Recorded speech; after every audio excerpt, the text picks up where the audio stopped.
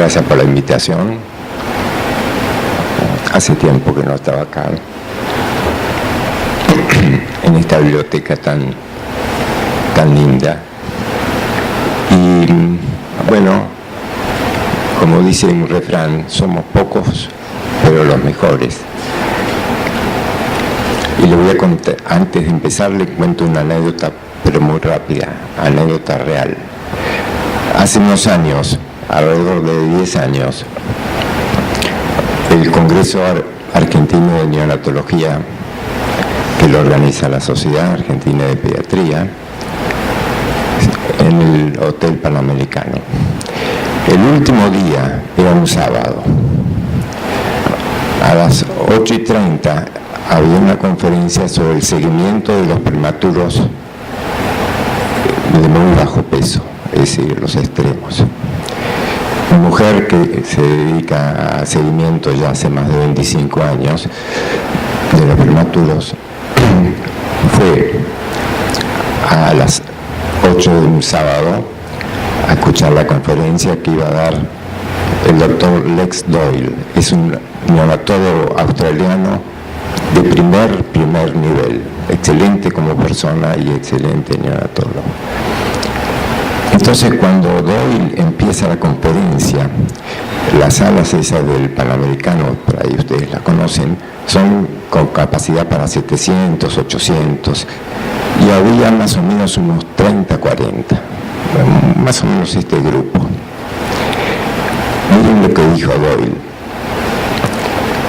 Cuando me invitaron y quedamos con el programa, le dije que esta charla me la pusieran el último día. Bueno, el último día y a las 8:30 de la mañana, que no es lo mismo que al mediodía. Y eso lo hice así, porque todos ustedes están interesados.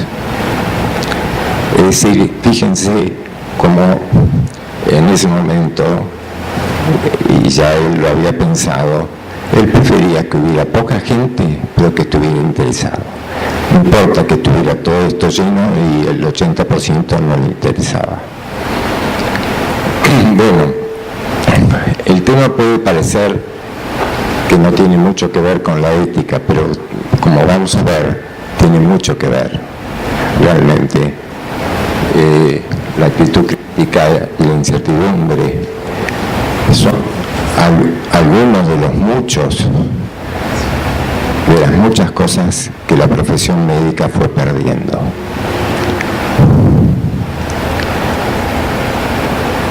Fíjense un poco algunos detalles de esto, en el cual en algún momento dice: el individuo ha reiterado desafiar sus propias conclusiones, volver a entenderla, y después dice ver si sus conclusiones no son correctas, no ver si son correctas. Está buscando la parte negativa, que no sean correctas. Puede enseñarle el método de ensayo y error, etcétera, etcétera. Aprender de sus errores y cómo buscarlos. Esto nada menos que Karl Popper. Popper lo pone esto en un artículo que, si a ustedes les interesa el tema, les aconsejo que lo vean. Como ven, ya tiene 35 años ese artículo, excelente. La incertidumbre es una posición incómoda. La certeza es una posición absurda. En la medicina, como seguimos a ver, no hay certezas. Por eso la medicina basada en la evidencia está, como se dice vulgarmente, en la picota. Es decir, que actualmente ya no es lo que antes se pensaba que era el máximo, no. Y esto es lo que vio Voltaire hace unos cientos de años. Era muy crítico de la medicina, pero en sí eso era un concepto general. La certeza es una posición absurda. Bueno, los seres humanos tratan de hacer las cosas bien. Para poder hacerlo, es es, como está ahí resaltado, debemos ser humildes, perseverar, cultivar una actitud crítica en los actos. Y esto para los médicos es esencial. Pero eso debemos admitir que somos falibles, que nos equivocamos y que seguiremos haciendo, pues el error forma parte de la naturaleza humana. Muchos médicos he conocido que decían: yo nunca cometí un error. Es absolutamente falso. Todos los días cometemos errores.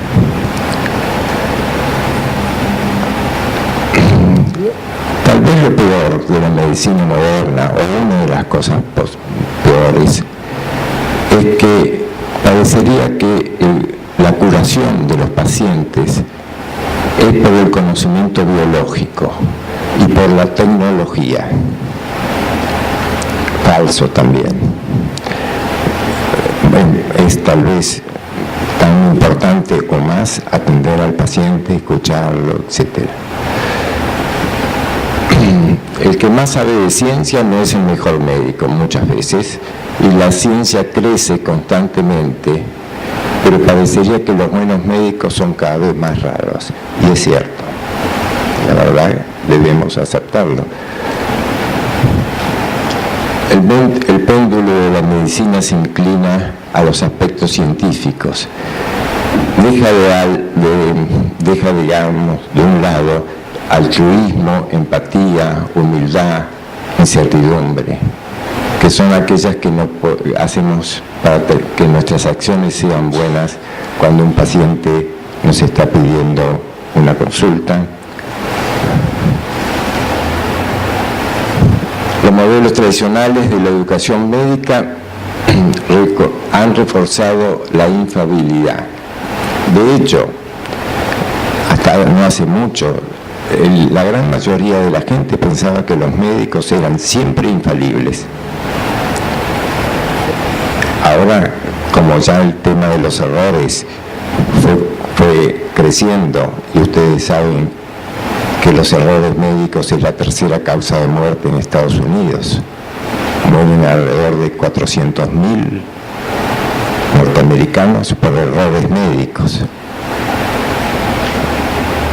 No somos preparados en los años de formación para cultivar una actitud crítica que nos permita enfrentar el error y aceptar la incertidumbre.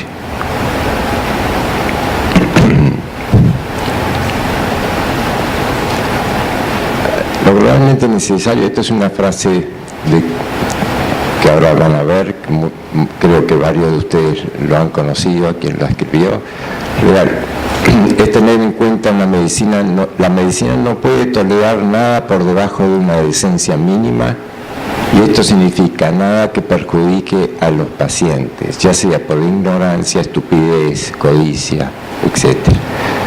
Tolerar la incertidumbre está vinculado con las capacidades emocionales, y eso es importante desarrollarlo ya desde la etapa universitaria.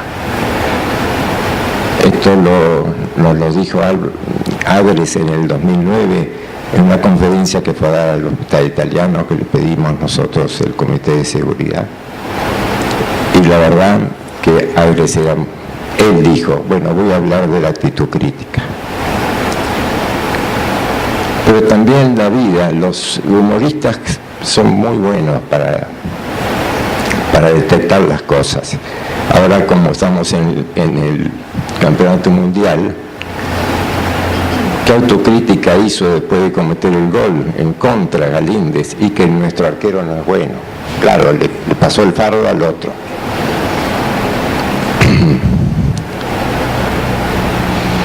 ¿Qué pasa entre la incertidumbre, la actitud crítica y el pronóstico y estadística? Una de las cosas más complicadas de la medicina es hacer pronóstico, porque es muy probable que muchas de las veces nos equivoquemos. Pacientes y médicos están atrapados por la incertidumbre de las probabilidades. Los límites de la información, como dice ahí, están influidos por el uso y el abuso de la estadística. En general, en los últimos años se ha abusado de la estadística, entendiendo que la estadística es lo que marca la estadística, es lo que ocurre. Y no es así. Acá, como bien dice, sin duda es útil, pero es limitada y engañosa. Y hay un punto muy importante: los números engañan.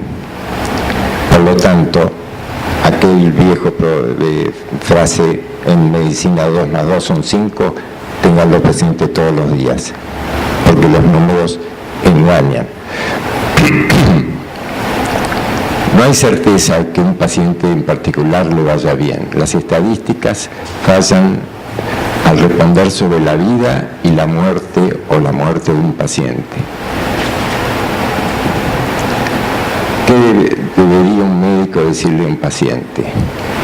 Es todo eso muy complicado en el pronóstico y sobre todo en el pronóstico del cáncer. Esto una doctora norteamericana de la ciudad de Chicago publicó esto, su información no suficiente, y estaba todo relacionado en la relación médico-paciente y el pronóstico. Bueno, otra vez lo voy a poner, otra vez Agres, una de las últimas cosas que él publicó en la revista Medicina, un editorial, y como ven ahí dice: en medicina la certeza es un certificado de ignorancia o insensatez. Las estadísticas se desarrollan en un escritorio, la medicina lo hace en el contacto del médico con su paciente, y eso es creativo y no burocrático. Aún con la proliferación de datos sobre el pronóstico, la mejor estimación nos lleva a un alto grado de incertidumbre. En la práctica, los médicos extrapolan estimaciones de poblaciones para hacer el pronóstico de pacientes individuales. Eso no lo voy a extenderme, es un poco una crítica a los estudios aleatorizados. El estudio aleatorizado podemos ser la población nosotros, pero a 10 cuadras a lo mejor la gente es distinto. Entonces, dice, en una estimación de riesgo, 25% de muerte a los 6 meses, no está claro si el paciente estará en uno de 25 que se va a morir o en uno de 75 que va a vivir. Esto también es sobre la incertidumbre y relacionado con el pronóstico.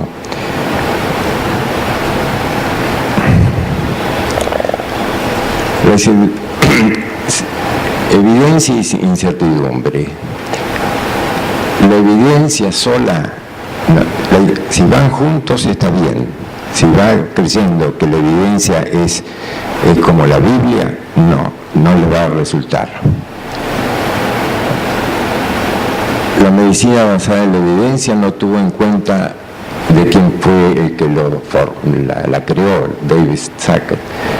La medicina curativa y preventiva son total y fundamentalmente diferentes en sus obligaciones, y a lo más dijo Sackett. Eso fue cuando lo fundó. Por lo tanto, hay todo un movimiento actual en el cual los médicos, y sobre todo los médicos en su formación inicial, tener en cuenta que la evidencia es relativa y que tienen que saber que permanentemente tengan incertidumbre y no crean que todo lo que está es lo que realmente sirve.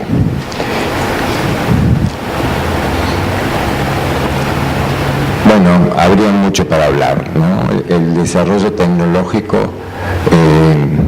digamos, ha traído cosas muy buenas para la humanidad, pero ha traído también cosas perjudiciales, y en la medicina específicamente. Los médicos estamos cada vez más sometidos a la técnica, Y eso lleva a una falsa ilusión de que a través de eso la medicina va a solucionar todos los problemas de los pacientes. Y eso nuevamente es falso. La utilización exagerada de los métodos diagnósticos se debe a que cada vez hay menor tiempo en la consulta médica. ¿Cómo hacen los médicos para tener 7 minutos, 8 minutos? ¿Qué pueden saber de lo que los pacientes piensan? O cómo sufren los pacientes, etcétera. Y es, digamos, bastante, y la gente también piensa que con la tecnología la medicina actual es mejor y más moderna, lo cual tampoco es correcto. Esta errónea premisa nos lleva a una medicina deshumanizada, donde la figura del médico se va dibujando al transformarse en un técnico. Ahora fíjense quién lo dijo y hace cuánto tiempo. Karl Jaspers, en el año 63. Jaspers fue un filósofo excepcional, pero era médico. Ejerció 20 años la medicina. Por lo tanto, nadie dentro de la filosofía conocía a la medicina desde adentro.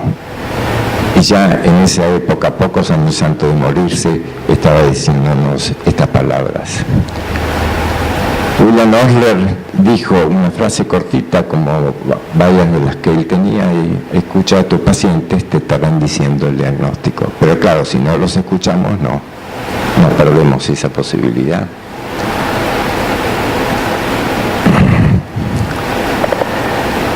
Esto es brevemente algo sobre tecnología. Se basa en que debemos tener cierto temor cuando alguna tecnología tiene un beneficio inmediato, es decir, empieza y es muy bueno. Entonces, debemos tener más a nuestro poder que a nuestra impotencia. Y ante la incertidumbre, aplicar en todo momento la cautela y la humildad. Hans Jonas, también filósofo alemán, que había emigrado a Estados Unidos, falleció hace algunos años, y escribió muchas cosas relacionadas con la tecnología. Pero la tecnología de hace ya 30 años, 25 años, lo mismo que Borges una vez dijo en una entrevista, hay que desconfiar de la tecnología, con esa ironía que tenía Borges. Pero si se levanta ahora Borges de donde está, se mueve con la tecnología de hoy. Es mucho más. Y esto está siendo también visto por los humoristas hace bastantes años en La Nación. ¿Cómo haces para divertirte todo? Le dice el de la izquierda. La cabeza, si tu robot no hace nada. Y el otro le dice, ¿vos cómo haces para divertirte si hace todo solo? Esta es la tecnología.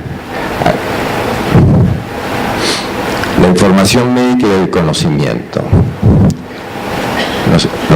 Por supuesto, los pacientes esperan que nosotros sepamos la base de la medicina, pero también otras, altruismo, etc. La medicina se aprendía al lado del enfermo.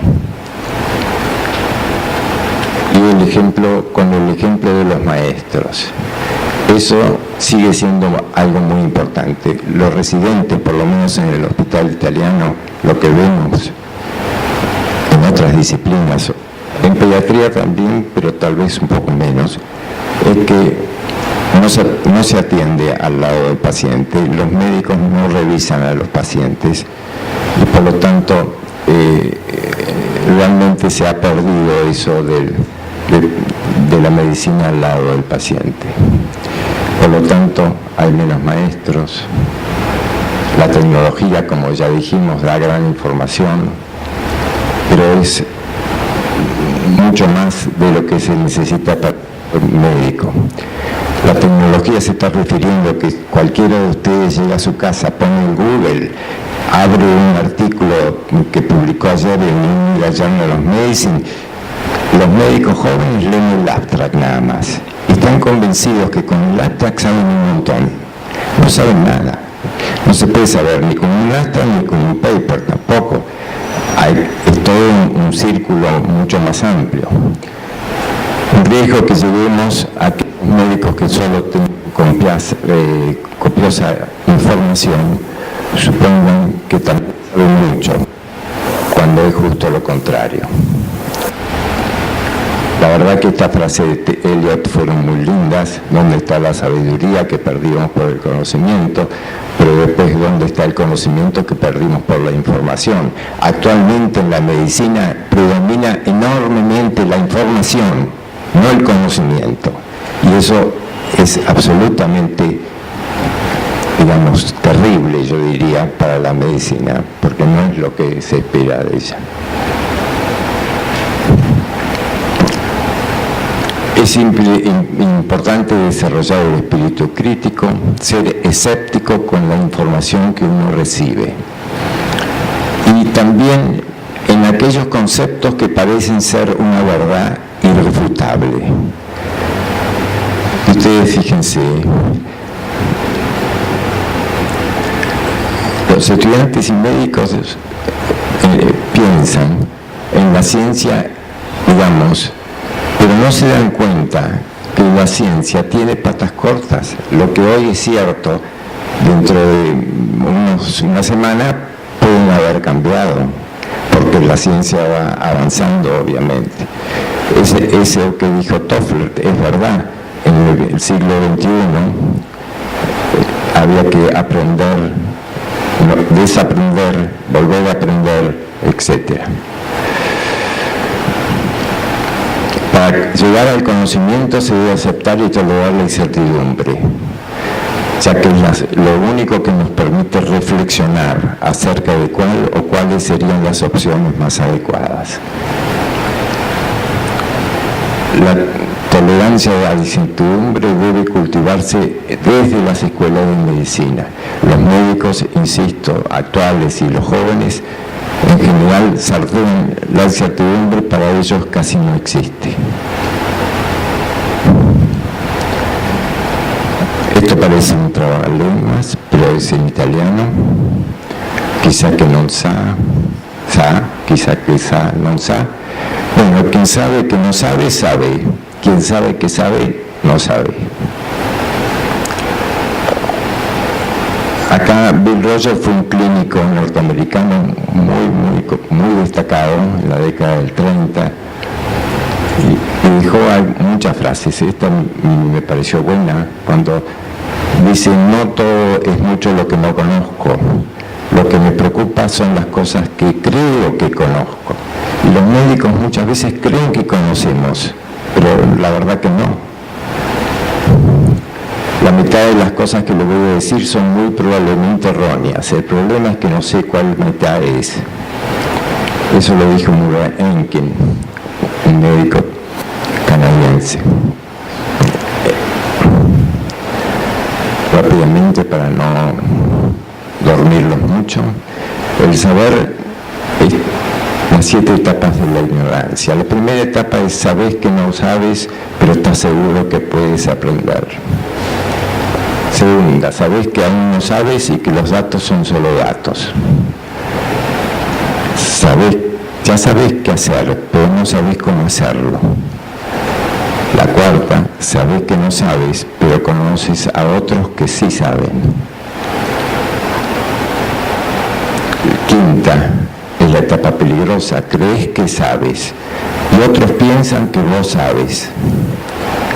Sabes que no sabes, pero otros piensan que vos sabes. La última, sabes que no sabes, pero a vos te estimula. Para el autor, aquí se alcanza la sabiduría, lo máximo que se puede lograr en el ser humano. Nuevamente Murray Enkin, en eso que escribió hace unos años en la revista Bird. Errores de diagnóstico. El problema cognitivo es no saber lo que uno no sabe. Eso, lamentablemente, es muy común en los médicos. No saben lo que no saben, y hay que saber lo que no sabemos, es indefectible. Los errores cognitivos se relacionan con insuficiente observación, incapacidad de ver si un dato o síntoma es importante, interpretar mal los estudios y dificultad para sintetizar la información que es útil. Esto ocurre por la ausencia del deseo y la capacidad de reflexión sobre el proceso del pensamiento y la necesaria incertidumbre. Para llegar a un buen juicio clínico y no equivocarse con un diagnóstico, uno tiene que tener una buena reflexión.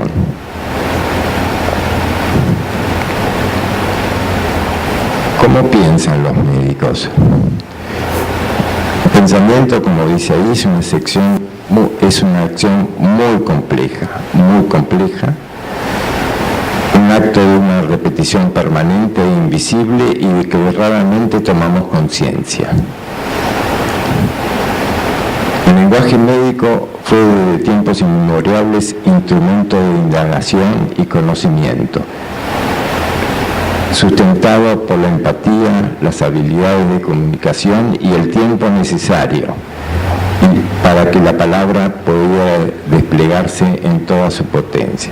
La verdad que es así, los médicos y los pacientes lo que hacían era hablaban, pero hablaban bastante y eso era bueno para la medicina, es bueno. Esto se fue desplazando desde el diálogo hacia una larga serie de sustitutos tecnológicos.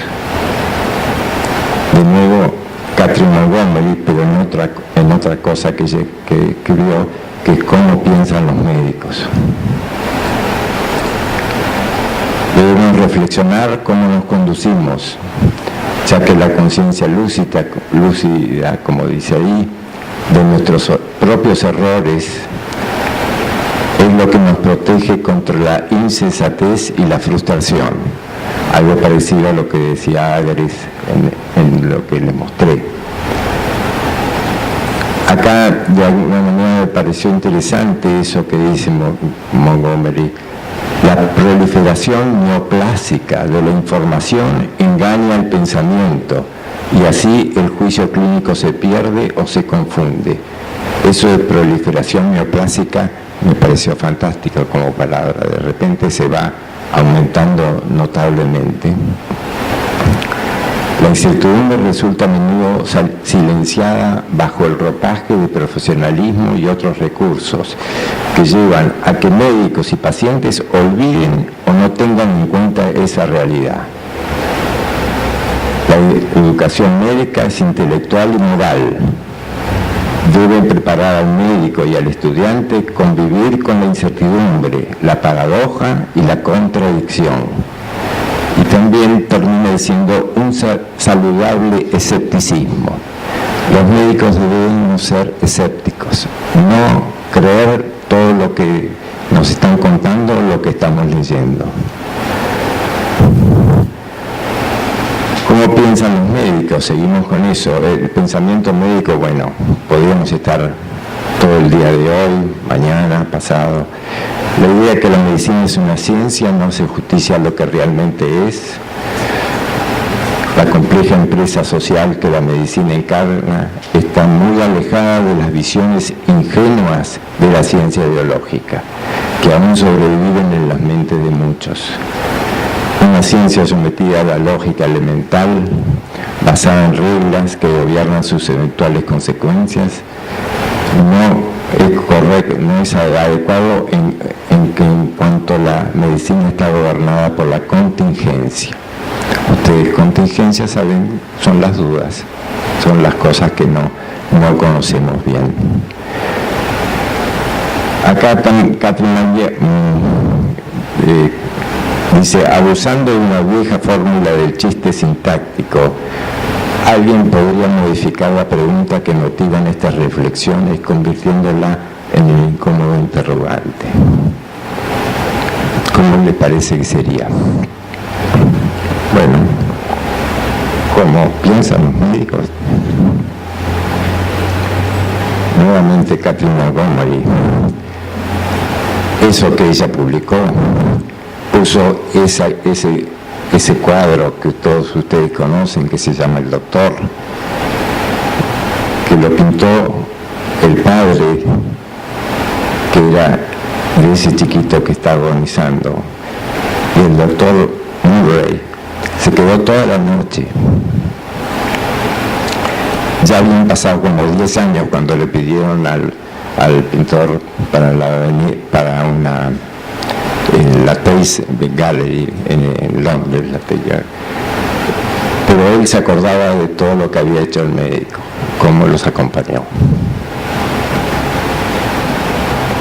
Hablando finalmente de la ética, acá vean como dice el imperativo ético de pensar acerca del pensamiento. Y esto es bastante reciente. Los límites del pensamiento humano y el futuro de la medicina. Y veamos estas cosas y termino porque si no me va a agachar. En viejos tiempos los médicos pensaban en grupos para poder trabajar juntos acerca de los problemas demasiado difíciles para resolverlos cualquier mente. Hoy pensamos solos y bañados por la luz de las pantallas de computadoras. Es así que no sorprende que con cierta frecuencia tomemos decisiones equivocadas. Es imprescindible y fundamental que generemos cambios acerca de cómo pensamos en nuestra práctica clínica. Es irónico, los médicos dicen que no tienen tiempo en sus rutinas para pensar, justo cuando la necesidad de pensar profundamente es más urgente que nunca. Cada paciente es ahora un desafío del Big Data, con cantidades enormes de información que ponen a prueba nuestra capacidad colectiva de pensar. La toma de decisiones médicas se ha vuelto enloquecedoramente compleja. Pero hay formas en que los médicos pueden comunicarse de manera más efectiva para ayudar a los pacientes y a las familias y a manejar la incertidumbre. Último, ¿es la medicina arte o ciencia?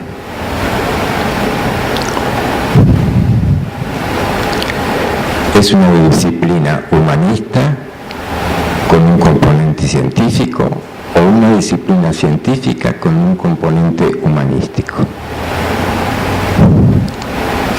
No hay respuestas definitivas para estos interrogantes, pero sí que cualquier mirada sólida sobre la medicina debe incorporar al lado de la ciencia lo que está subrayado: el arte del juicio humano frente a la incertidumbre y los valores humanísticos. Esto nada menos que lo hicieron en el Hastings Center de New York. Más de 100 médicos se juntaron durante un año cuáles eran las metas de la medicina. Bueno, gracias por su paciencia.